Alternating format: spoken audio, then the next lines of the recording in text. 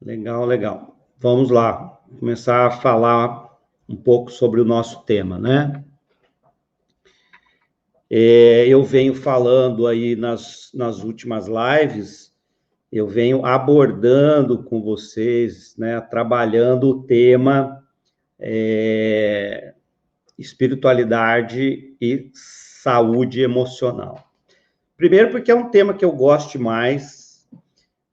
Quem me conhece sabe, eu trabalho com aconselhamento há muitos anos. Eu sempre fui um pastor que sempre gostou de trabalhar com aconselhamento, né? E o aconselhamento é um pouco terapia, né? Porque a gente aconselha, orienta, ouve, aprende. Então, você imagina mais de 20 e tantos anos fazendo isso dá para a gente uma experiência muito grande. Então, é um tema que é especial para mim. E principalmente porque agora, né, ultimamente, eu comecei a trabalhar muito mais como terapeuta. Então, eu continuo pastor, continuo professor e agora também terapeuta. Tem sido um tempo muito bom. Até me perguntaram outro dia por que eu parei com os treinamentos. E eu vou ser bem sincero, são vários motivos, né? O primeiro motivo é porque eu já estava muito cansado há muitos anos. Eu viajei o Brasil inteiro, de ponta a ponta, dando treinamento.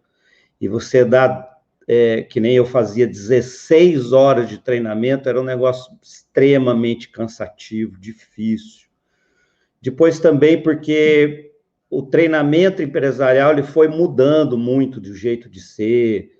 As empresas hoje fazem muita opção por treinamento online. Eu, particularmente, eu não gosto muito do online, tanto que terapia online é a coisa que eu menos gosto de fazer. Eu até faço quando não tem jeito, mas eu não gosto de fazer, eu gosto do olho no olho, né? Gosto de olho no olho, de olhar para a pessoa, de perceber a gesticulação dela, o tom de voz, tudo. Então, assim, por esses motivos, eu hoje me dedico mais, né, à terapia. E nas lives passadas, eu falei, então, um pouco sobre onde que foi o início daquilo que a gente pode chamar de sofrimento emocional. Aí eu fiz toda aquela apresentação do Gênesis, como é que aconteceu lá no começo, e por que nós começamos, então, dentre tantos outros sofrimentos, por que nós começamos a conviver também com o sofrimento emocional? E a gente pode dizer até que a Bíblia é o primeiro conjunto de diálogos e de textos que tratam da saúde emocional. O primeiro, com certeza, né? Nós vamos ter um salmista, o Davi, né, o rei Davi, dizendo, porque está abatida a minha alma. Isso é saúde emocional. Então, quando eu olho para a Bíblia, estudo a Bíblia há muitos anos também, é impossível eu não ver, eu não perceber que espiritualidade e saúde emocional são coisas que andam juntas, tá? Elas andam uma ao lado da outra. Quando a gente fala da salvação, a salvação é, em partes, um resgate emocional também. É um resgate da culpa e de todo o sofrimento emocional que vem, né? Da culpa, do desencontro, do não conseguir lidar com a vida de forma adequada. Então, gente, para mim são temas assim gêmeos, né? Eles caminham junto, tanto a espiritualidade quanto a saúde emocional. Então, espiritualidade e saúde emocional tem tudo a ver um tema com o outro. Então, eu falei, né? E até eu não quero ficar preso nessa coisa de ter sempre que arrumar um texto bíblico para falar de espiritualidade e saúde emocional, porque só não vê quem não quer que esses temas eles estão, né, entremeados assim, né, como um crochê de duas cores, onde as linhas se misturam. É mais ou menos isso, como uma tapeçaria, tá? É isso que acontece. Então, aí, nas últimas 2 lives, eu falei disso. Onde que começa o nosso sofrimento emocional? E o nosso sofrimento emocional começa na queda. E porque há um rompimento de uma coisa que a gente vai chamar de ordem. Hoje eu vou falar sobre a ordem, tá bom? Nós vamos aprender um pouquinho sobre a ordem. Ó, o pessoal chegando, queria falar uma boa noite para todo mundo. Eu tô olhando para cá porque o celular está aqui, né? Então, para dizer para vocês aí uma boa noite, bacana ter vocês aqui assistindo com a gente. Eu espero que vocês façam um excelente proveito do que nós vamos falar aqui. Na medida do possível, deixem aí as suas perguntas. Se eu não responder hoje, eu respondo na live seguinte, tá bom? Mas é uma alegria estar com vocês aqui, tá bom? Muito obrigado por vocês participarem dessa live, estarem aqui compartilhando com a gente. Bom, como um monte de gente já chegou, eu rapidamente quero dizer o seguinte, ó, para os que não me conhecem, meu nome é Samuel Borges, eu sou pastor da Igreja Menonita e sou também terapeuta. E nessas últimas lives nós temos falado sobre esse tema aqui, que é espiritualidade e saúde emocional. Como eu estava explicando há pouco, antes, né, de todo mundo chegar aqui, eu falei, então, sobre o início do nosso sofrimento emocional. E na última live, quem assistiu, aliás, ó, quem perdeu, né, as lives anteriores, vai lá no site, vai lá no Face da igreja, né, da Igreja Evangélica Menonita de Campinas, e as lives anteriores estão lá, para você poder entender. Na última live, eu falei sobre esse assunto que está aí agora, ó, tá vendo? O adulto que cresceu, mas não amadureceu. Eu disse para vocês, na última live, que como parte desse sofrimento emocional que advém por ocasião da queda, né, da entrada do maligno, do mal no mundo, né, do pecado, uma das consequências era essa, de que muitas vezes o adulto, ele cresce por fora, mas ele não cresce por dentro, né? O adulto cresceu, o corpo do adulto cresceu, mas dentro desse adulto mora uma criança que ficou aprisionada, né, e imatura num momento de sofrimento emocional. Vou dar um exemplo aqui. Uma perda trágica de um pai, de uma mãe, um trauma muito forte, como, por exemplo, um abuso sexual, crianças que sofreram violências graves, né? Então, que tiveram que vivenciar a violência no lar, o pai batendo na mãe, coisas desse tipo. Então, há uma série de situações que a criança vive que, às vezes, fazem com que ela, de certa maneira, pare no tempo. E por que? Se você me perguntasse, mas por que isso acontece? Por que a criança, às vezes, ela congela dentro da gente? Porque é assim, ó. Até uma certa idade, você não tem recursos, você não tem ferramentas emocionais adequadas para lidar com o sofrimento emocional. Então, quando o sofrimento emocional ele vem numa idade muito tenra, né, se é que a gente pode falar assim, quando a criança é muito nova, a criança, né, sofre aquele baque, aquela tragédia, aquela perda, né, aquela dor grande, e ela simplesmente ela não sabe o que fazer com aquilo, porque ela é criança, né? Como eu falei aqui até na outra live aqui, né? Na outra live que eu falei que criança não sabe resolver problema.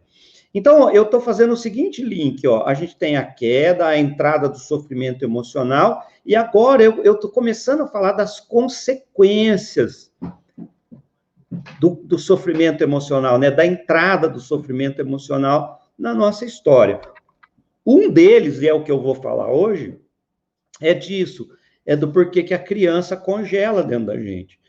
Por exemplo, quando eu falo que o adulto cresceu, mas não amadureceu, vocês querem ver uma figura que vocês vão reconhecer rapidamente? É aquele adulto que quando ele tem, por exemplo, uma discussão com a esposa, e ele não consegue, né, fazer as coisas caminharem na direção que ele quer, qual é a atitude dele? Ele tem uma atitude infantil. Por exemplo, ele derruba o bico, né? Fica bicudo, ele fica tristinho, ele não fala mais, é quase como se o adulto tivesse feito assim para a esposa, ó, tô de mal de você, né? Não quero mais falar com você. O que é isso? É uma atitude infantil num adulto. Num adulto. Então, eu conheço muitas histórias assim, de adultos que brigam feito criança, do adulto que só falta deitar no chão e começar a espernear, eu quero, eu quero, eu quero.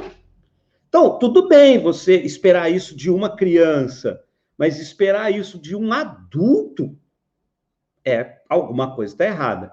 E do ponto de vista terapêutico, o que está errado? É simples, ele cresceu por fora e permaneceu infantilizado por dentro. O que pode infantilizar o adulto? Pais superprotetores, por exemplo, né? Pais superprotetores, pais que não deixaram o filho viver, ir para a vida, crescer, conquistar, né, dar suas cabeçadas. Então, pais que querem resolver tudo para os filhos. E também os traumas, né, como o abandono, a violência, o abuso sexual, a alienação parental. Então, né, pais que vão se separar e, ao se separar, usam seus filhos pequenos para atingir um ao outro. Então, o pai fala mal da mãe para a criança, aí a criança vai para casa casa da mãe e a mãe fala mal do pai. Então, a mãe destrói a figura do pai, o pai destrói a figura da mãe, e a gente quer que essa criança depois, lógico, cresça saudável, com a cabeça bacana, né? Com o emocional bem estruturado. Ó, gente, que jeito, né? Não tem como. Deixa eu dar uma olhadinha aqui. Ok. Obrigado aí da presença de vocês. Vamos lá. Então, vocês vão ver muito isso. Adultos agindo como criança. Adulto que faz fofoca, que cria intriga, que fica de mal, que derruba o bico, que esperneia. Vocês querem ver o adulto, um adulto infantilizado? É o que parte para a violência.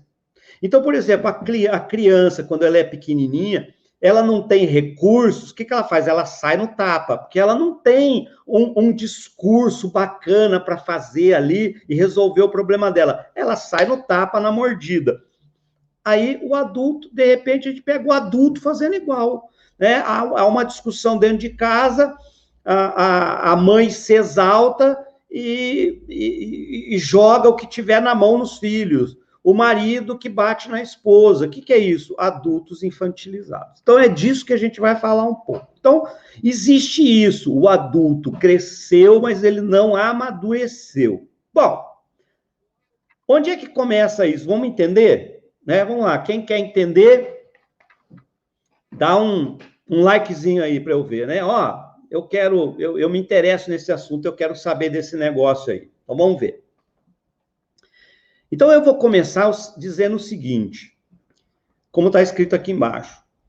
Deus, lá na criação, Deus estabeleceu que as coisas tivessem uma ordem, tá bom? Então, lá na criação. Vocês podem ver que se você pegar o capítulo 1 de Gênesis e for ler, você vai ver que toda a criação, ela tem uma ordem, as coisas vêm numa ordem muito lógica, né? Se você olhar para a vida, você vai ver que a vida tem ordem. Exemplo, Na vida, nós temos a semente antes do fruto, e não o fruto antes da semente. A gente tem a semente, o broto, a árvore, a flor, o fruto. Isso é ordem, né? Então, a gente pode dizer que a criação tem uma ordem, a vida tem uma ordem, tá? Olha lá, uma outra ordem, né? Uma ordem importante. Primeiro, eu sou um bebê, depois uma criança, depois um jovem, depois um adulto, depois um marido, depois um pai, e depois um avô, e queira Deus que até um bisavô, né, tiver bastante saúde, vai de bisavô. Então, Deus cria uma ordem, e é interessante essa questão da ordem. Tem um padre católico, um ex-padre católico, chamado Bert Hellinger. O Bert Hellinger, ele observou o seguinte, ele chegou à conclusão de que só o amor não resolve tudo, só o amor não basta. Porque o amor colocado no lugar errado se transforma em dor. Vocês querem ver? Eu vou dar um exemplo aqui para vocês disso, né?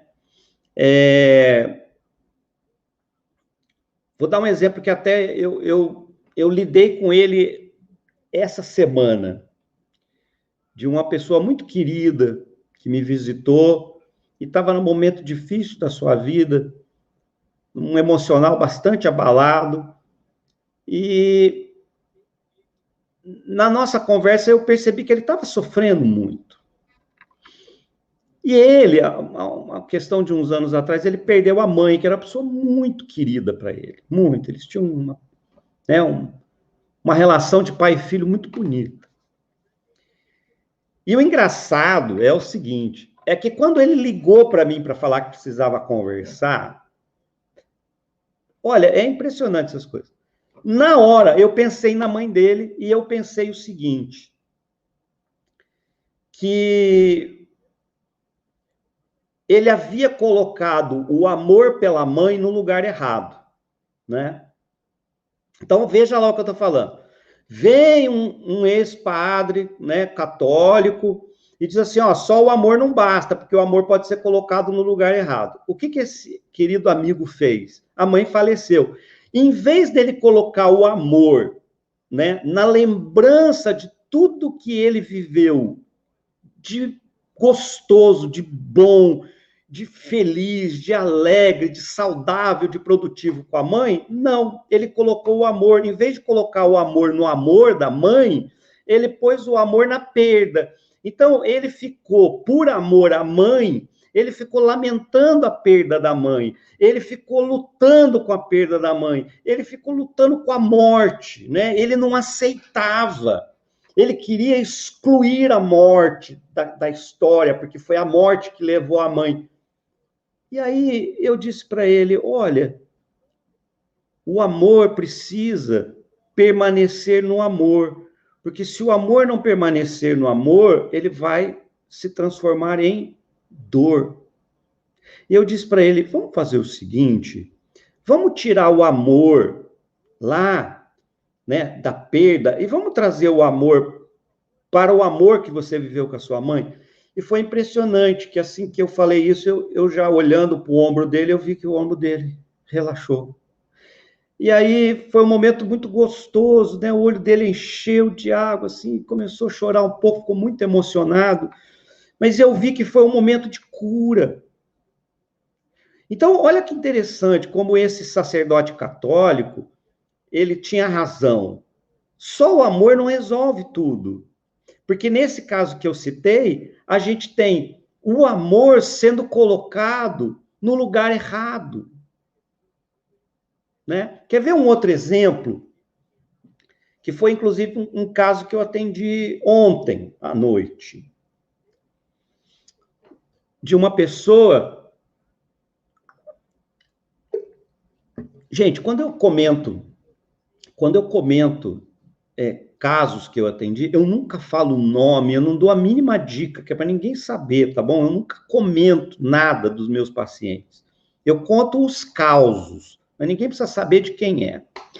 Então, essa pessoa, o que aconteceu? Ela teve uma mãe também que sofreu muito. Por quê? O pai batia na mãe, o pai desprezava a mãe, o pai humilhava a mãe. E lembra que eu falei agora há pouco, como ela era pequena, ela não tinha a capacidade de um adulto para resolver o problema da mãe. Ela não podia ir lá e fazer o pai parar de bater na mãe. Mas ela amava a mãe. E ela sofria com o sofrimento da mãe. Então, qual foi a solução que ela achou com aquela idade que ela tinha, cerca de 9 anos de idade? Qual foi a solução que ela encontrou? E é a solução, percebam, de amor. É o amor em ação, não é o ódio, a raiva, é o amor. Ela olhou para a mãe e ela, vou simplificar, ela pensou mais ou menos assim: bom, a minha mãe está sofrendo. Eu não vou largar a minha mãe sozinha nessa dor. O que eu vou fazer? Eu vou seguir a minha mãe na dor. Gente, essa decisão que ela toma por amor à mãe, e amor é, eu não vou deixar minha mãe sofrer sozinha. E já que eu não posso resolver o problema dela, eu quero que ela saiba que eu vou estar com ela nesse sofrimento, eu vou sofrer junto. Olha a solução. De novo, não é uma solução de ódio, é uma solução de amor. Aí o que aconteceu? Gente, isso é tão poderoso dentro da criança, que essa moça, ela cresceu e ela casou. Adivinhe, ela tem um marido que já bateu nela algumas vezes. Olha que coisa de doido. Num dado momento da terapia, eu falei para ela assim: você seguiu tanto a sua mãe que hoje você é ela. E detalhe, um detalhe importante, a mãe dela sofreu tanto que terminou por acabar com a própria vida. A mãe dela se enforcou dentro de casa. E aí foi um momento também emocionante da terapia, porque ela virou para mim e falou: Samuel, eu também já pensei nisso. Eu também já estou cansada de viver. Mas eu quero que vocês observem o seguinte: olha como o amor colocado no lugar errado, ele vira dor. Tá claro isso para vocês? Vocês estão acompanhando? Não, vou até olhar aqui, quero saber se vocês estão acompanhando. Um monte de gente nova hoje, boa noite aí para todo mundo, viu? Então, se ficar dúvida depois, gente, vocês perguntem. Então, esse padre católico, ele falou assim: bom, então o amor só não basta, o amor precisa de uma ordem. E aí, de novo, né? A gente olha para a Bíblia e vê que Deus trata o mundo numa ordem, tudo tem ordem. Acabei de falar, né? Olha lá, ó, vou pôr a ordem aqui de novo. Primeiro você é bebê, depois criança, depois jovem, depois adulto, depois marido, depois pai, depois avô. Gente, não dá para ser um bom pai antes de ser um bom adulto. A gente, por exemplo, quando você tem filhos lá muito jovem, você vai ter dificuldade, a luta vai ser muito grande, porque primeiro você precisava ter sido um adulto, primeiro você precisava ter entendido o que é ser um marido para poder ser um bom pai.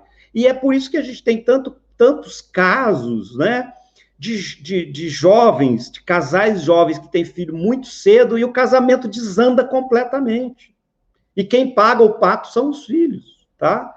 Então, tem uma ordem. Aí, esse padre católico, ele falou assim: então, peraí, o amor precisa de uma ordem. Aí ele foi, olhou, né, para todo o conhecimento que ele tinha, porque ele era terapeuta também, ele era padre, ele juntou todo esse conhecimento, muito parecido comigo, né? Eu sou pastor, teólogo, terapeuta, né? Então a gente junta um monte de conhecimento que a gente tem na cabeça.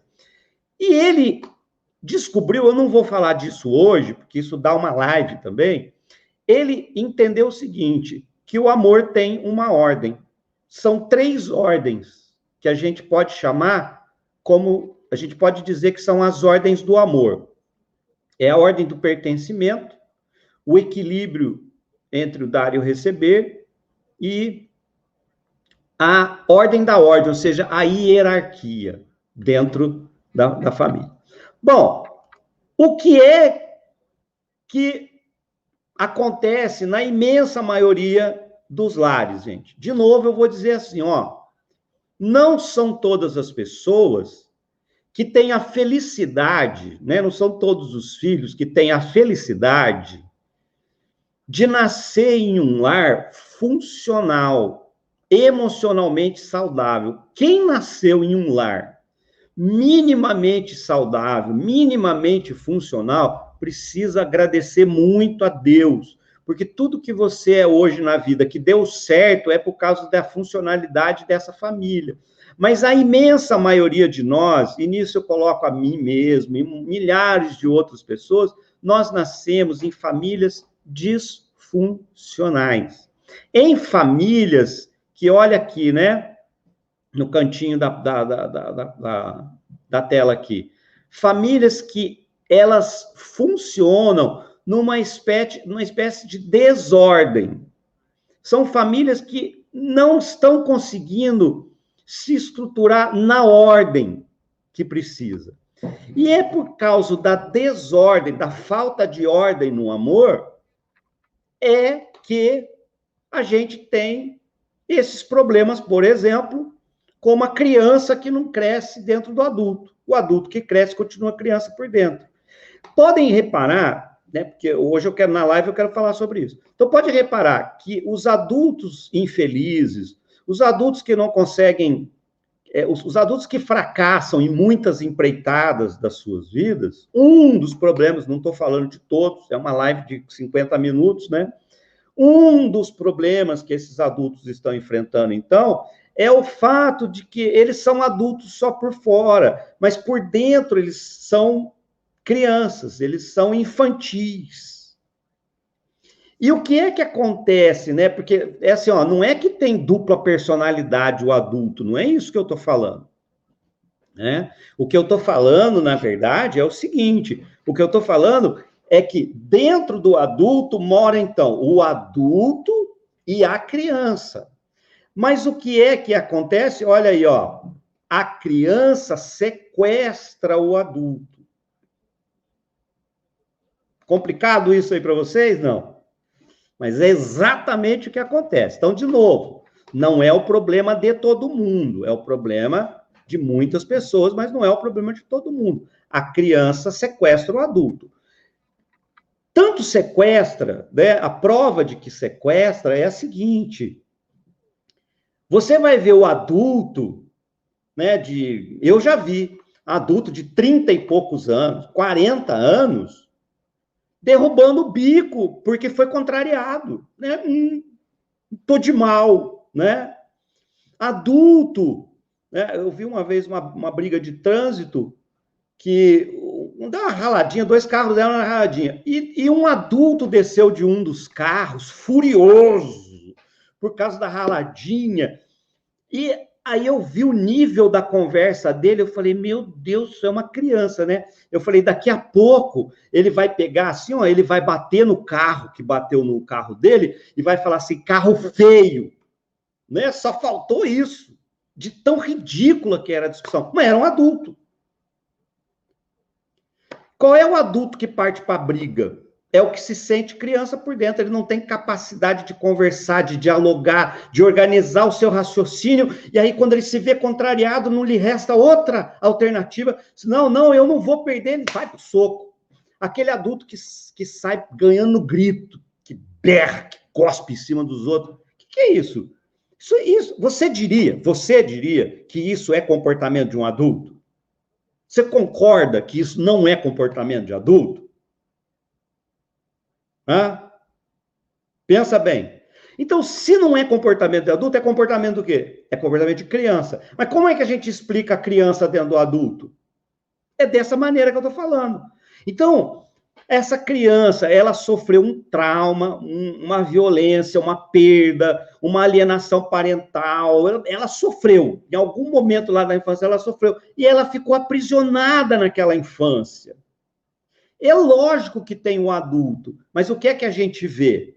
A gente vê que esse adulto que é sequestrado pela criança que está dentro dele, Eu falo que ele é o eterno catador de caco. Cuidado, você pode ser casado, casada com um catador de caco. Quem é o catador de caco? É aquele que vem, se altera, quebra tudo, né? Quebra tudo em termos de põe tudo a perder, aí passa a raiva da hora, cai a ficha, o sujeito fala assim, ai meu Deus, o que é que eu fiz? Aí ele vai lá catar os cacos do que ele quebrou, né? Ele já ofendeu a esposa ofendeu o marido, o filho, aí eles vão lá catar caco, né? Porque eles quebraram o outro ser humano, quebraram a estima, quebraram a dignidade de alguém, eles têm que ir lá catar caco, ai gente, desculpa, né? Eu e essa minha boca grande. Não é, esse é um adulto sequestrado pela criança. E aí você talvez se pergunte assim, mas por que é a criança que sequestra o adulto? Por causa do seguinte, a criança se prende emocionalmente, é lógico que tudo isso acontece na psique, né? Eu faço aqui no coração, gente, mas é na psique. Então, lá na psique, a criança congela lá naquele momento de sofrimento, de dor, e aí ela tem um adulto chegando, mas ela vai olhando, né? Ela olha primeiro, está chegando o adolescente, depois o jovem, depois o adulto, mas à medida em que essas outras personas vão chegando, ela já vai dizendo, ó, quem manda aqui sou eu. Então, o adolescente fica submetido à criança, como o adolescente aprendeu a se submeter à criança, o adulto se submete à criança, como o jovem se submete à criança, como o jovem aprendeu a submeter à criança, o adulto não estranha estar submetido à criança. Aí fica esse adulto infantilizado. Faz sentido para vocês isso, gente? Vocês estão acompanhando meu raciocínio aí? Porque live é complicado, né? A gente não tem vocês falando do outro lado, não dá nem para ver a cara, se vocês estão com cara de dúvida ou não. Mas eu espero que vocês estejam acompanhando meu raciocínio aqui. Eu penso rápido, né? Então, a criança sequestra o adulto. Ai, obrigado, ó, tô vendo as curtidas aqui, tá? Então, vocês estão dizendo que estão entendendo. Beleza, obrigado. Ó, então a criança sequestra o adulto. E, gente, isso pode ir até a velhice, né? Essa criança aprisionada dentro do idoso. Não tem fim esse negócio. Enquanto você não tratar, enquanto isso não for curado, você vai sofrer com isso. Bom, a pergunta que todo mundo deve estar fazendo é: tá, ok, beleza, entendi o que você falou. O que fazer? O que é que eu vou fazer agora? Boa pergunta, né? Samuel, e se eu sou essa pessoa, se eu me reconheço nisso que você acabou de falar? E se eu sou essa pessoa que age feito uma criança? Que ora é adulto, ora é criança, ora age com responsabilidade, ora é irresponsável, ora fala de maneira adulta, ora fala de maneira infantil. Samuel, e se eu for essa pessoa, o que eu faço? Eu vou dizer para você, primeiro de tudo, o seguinte, e não estou legislando em causa própria, tá? Primeiro de tudo, o ideal é que você procurasse ajuda. Não a minha ajuda, mas a ajuda de um terapeuta. Um terapeuta pode te ajudar muito. Mas eu vou dar umas dicas aqui do que num primeiro momento você pode fazer. A primeira coisa que eu vou dizer para você é a seguinte: se você não for resistente ao que eu estou falando, se você fizer o meia-culpa, se você disser assim, Samuel, putz, grila, eu sou essa pessoa que você está falando. Eu sou esse adulto que carrega dentro de si uma criança birrenta, uma criança mimada, uma criança que não aceita ser contrariada. Até no tapa eu saio se eu for contrariado. Se você admite isso, eu vou dizer uma coisa, já é uma grande coisa. Sabe por quê? Porque talvez pela primeira vez na vida você tenha olhado para sua criança. Talvez hoje seja o primeiro dia em que você parou, olhou para dentro de si e falou, é verdade, tem uma criança ali. E deixa eu contar uma coisa para vocês. Quando eu falo que eu sou terapeuta, talvez vocês pensem assim, tá aí um cara que nunca teve problemas. Não, lê do engano. Vou dizer uma coisa para vocês. Eu tive que ouvir isso de uma psicóloga que foi minha terapeuta muitos anos atrás. Porque eu era essa pessoa. Eu era essa pessoa que derrubava o bico, que ficava de mal. Eu nunca agredi ninguém, mas eu ficava de mal, eu ficava sem conversar. Eu falei isso para minha esposa um dia, né? Que ela também me ajudou muito nisso. De ajudar eu reconhecer que aquele comportamento que eu tinha muitos anos atrás era um comportamento infantil, era ridículo. E a minha terapeuta, ela disse assim para mim, olha, reconhecer já é uma grande coisa. Então, se hoje você está assistindo essa live, e você fala, Samuel, essa mulher sou eu, esse homem sou eu, esse jovem sou eu quero te dar os parabéns e dizer, olha, você deu o primeiro passo importante para resolver esse problema. Tá? Você está de parabéns. Porque você teve coragem de admitir. Talvez hoje, pela primeira vez na sua vida, você tenha olhado para a criança birrenta que mora dentro de você. E você já entendeu que precisa dar um jeito nela. Então, vamos lá. O que fazer? 3 dicas hoje. Tá? Hoje, 3 dicas. Ó, a Ângela, minha amiga Ângela está falando aqui. Exatamente, reconhecer é um grande passo. E é verdade. A Sidoca escreveu aqui, está muito bom, grande aprendizado. Obrigado, Sidoca. Gente, eu não vai dar para ficar lendo de todo mundo, tá bom? Porque eu mudei o esquema aqui e então eu não vou poder ficar comentando de todo mundo, mas obrigado aí por quem está comentando. Depois, gente, depois da live, eu leio todos os comentários e se você deixar perguntas, eu respondo na live seguinte.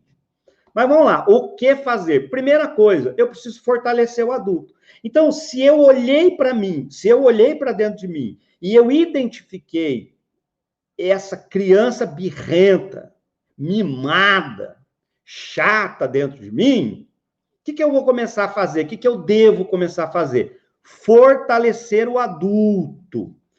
Primeiro, como é que a gente fortalece o adulto? É assim, ó, quando a gente entrar numa discussão, num problema, coisa parecida, quem que vai querer tomar a frente? A criança. Como você já sabe que é ela que vai querer fazer isso, você vai fazer assim, ó. Você vai olhar para essa criança e vai dizer para ela assim, ó, aí dentro de você vai dizer para ela assim, ó, escuta aqui, eu sou o adulto aqui. Você fica quieta aí no seu canto, porque esse problema aqui, ó, esse problema é problema de adulto. É adulto que resolve esse problema. E você vai fazer exatamente isso. Assumir a liderança, assumir a frente, fortalecer o adulto. Quando a palavra vier aqui, ó, na ponta da língua, antes de você falar, você pergunta assim, peraí, essa fala aqui é do adulto ou é da criança? Se é do adulto, beleza, vamos pôr para fora. Se é da criança, não. Se é para criança, a gente já vai olhar lá para dentro e vai falar, escuta, fica quieto aí no seu canto, porque isso aqui é conversa de adulto, não é para criança. Então, tudo que você puder fazer para fortalecer o adulto. Tá, eu tinha dificuldade de conversar quando eu era contrariado, porque eu ficava muito irritado. Tá bom, agora você vai guardar a sua irritação aí de lado um pouquinho, vai olhar para outra pessoa e vai dizer assim, tá bom, vamos conversar sobre isso? Eu gostaria de ouvir o seu ponto de vista. Depois você poderia ouvir o meu, entendeu? Isso é coisa de adulto. O adulto assertivo, ele não quer que todos os seus... Ele não quer ter sempre a razão, ele não quer que as coisas sejam feitas sempre do jeito dele. Ele é razoável. Ele sabe que há momentos que vão poder ser, as coisas poderão ser feitas do jeito dele, em outros momentos não. Então, isso é uma postura de adulto.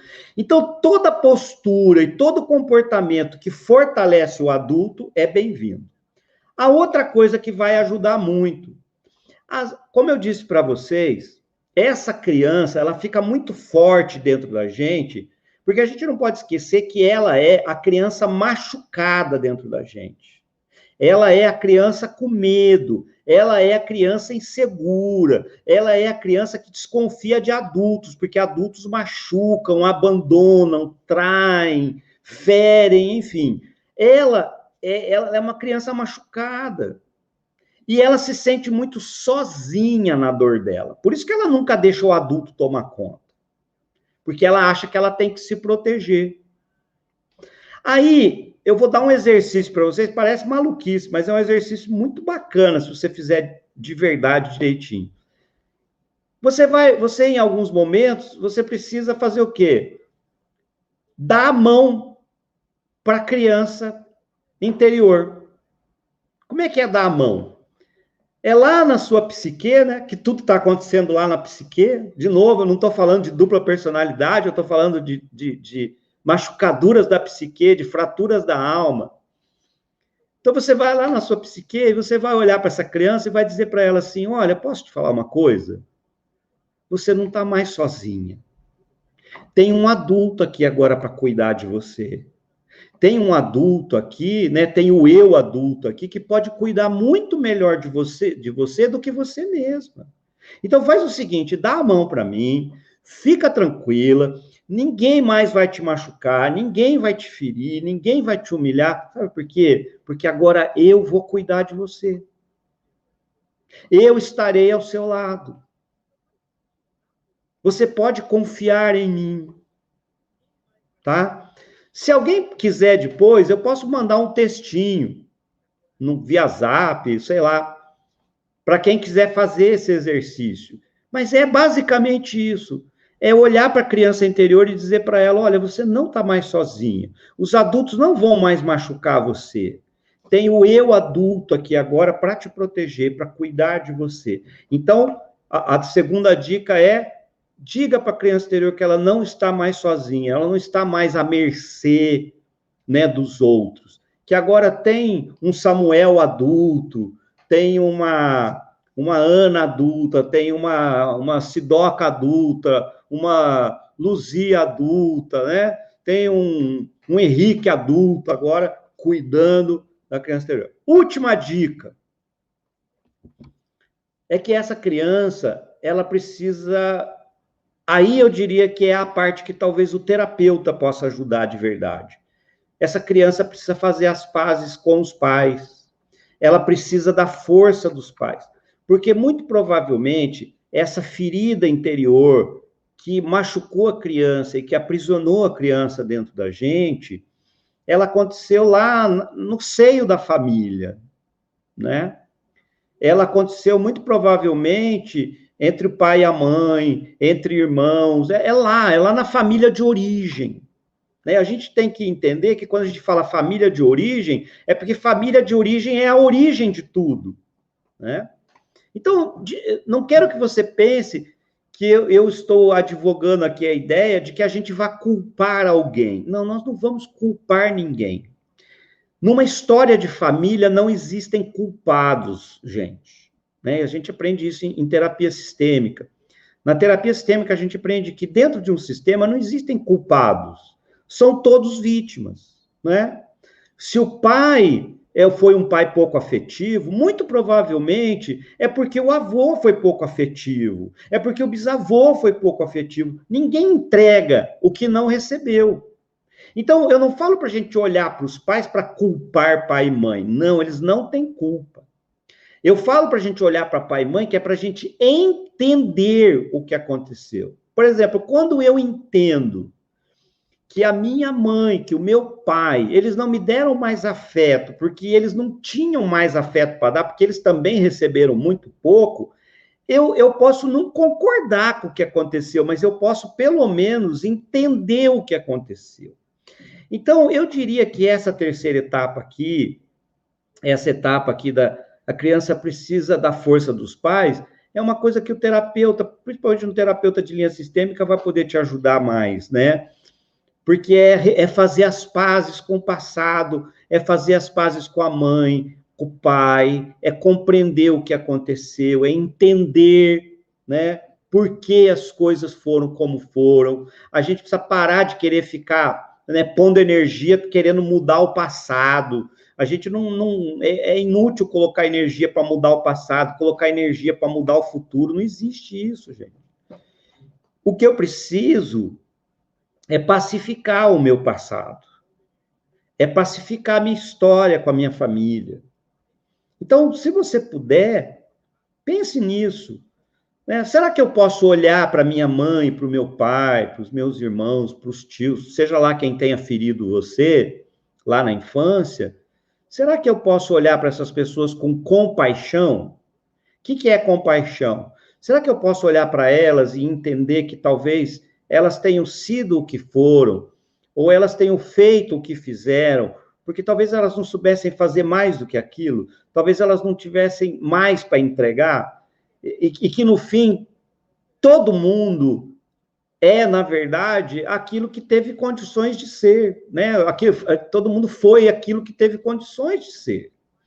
Então, já meio que encerrando a nossa live aqui, eu quero dizer para você que essas 3 dicas já vão ajudar. Mas eu vou continuar, tá bom? Na live da semana que vem, eu vou continuar dentro do tema espiritualidade e saúde emocional.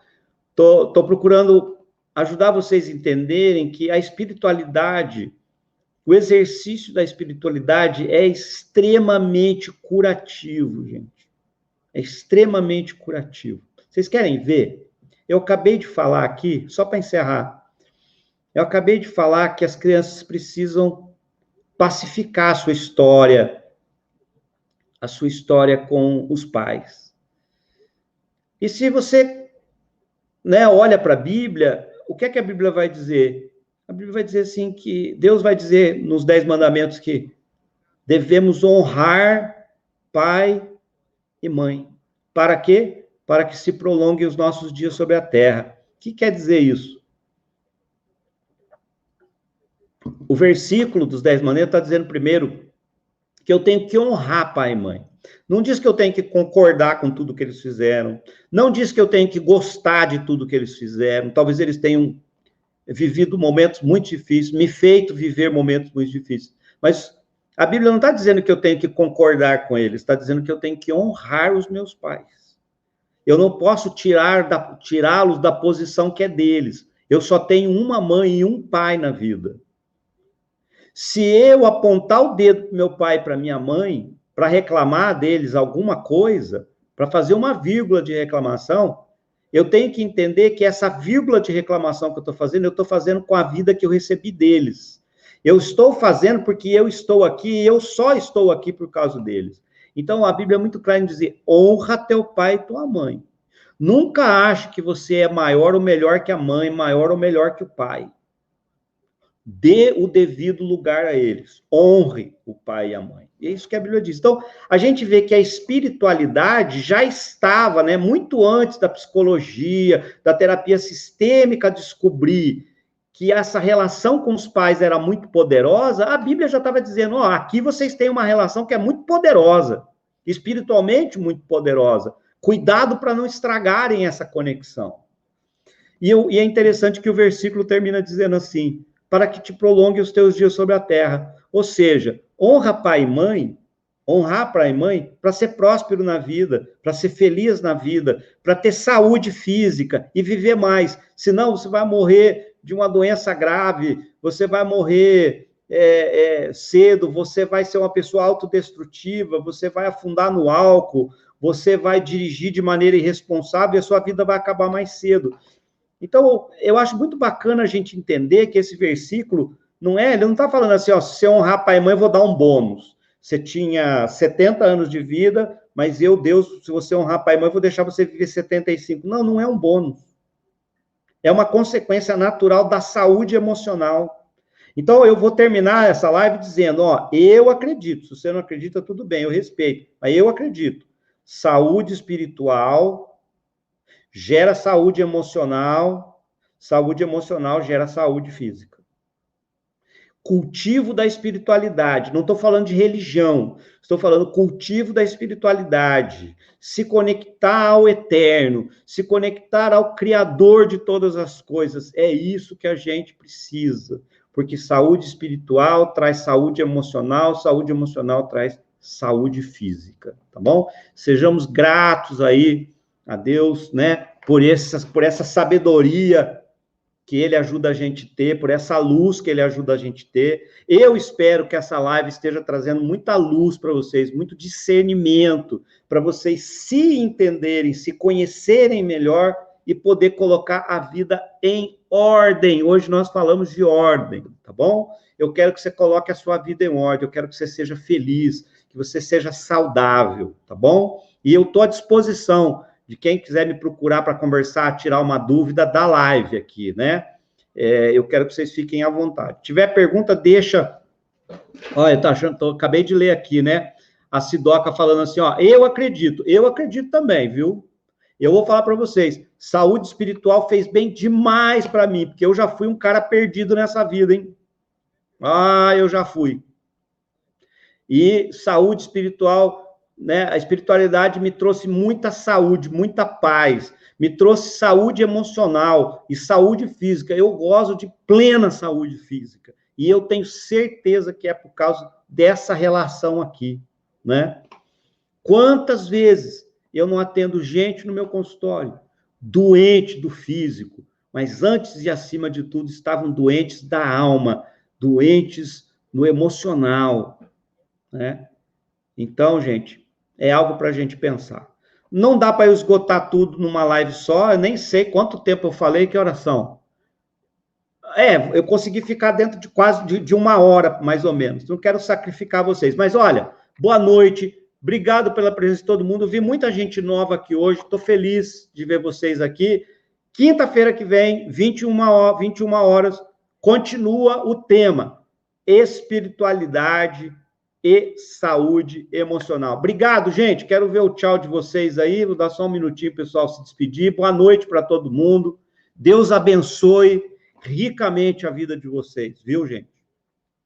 Quem quiser, depois que a pandemia terminar, quem quiser conhecer a nossa comunidade cristã, venha, né? Não paga para entrar, entra e sai a hora que quer, ninguém é obrigado a nada, mas nós, enquanto comunidade cristã, nós também queremos acolher, receber. Uma coisa que vocês vão reparar aqui na nossa comunidade é que ela é cheia de amor, gente. Tem muito amor na nossa comunidade. Muita gente que está aqui assistindo, ó, é gente que é da comunidade. Eles vão poder dizer para vocês que a nossa comunidade é uma família, e é uma família extremamente amorosa e cuidadosa uns com os outros. Então, se você quiser fazer parte dela, está convidado. Obrigado. Boa noite. Fiquem com Deus. Deus abençoe.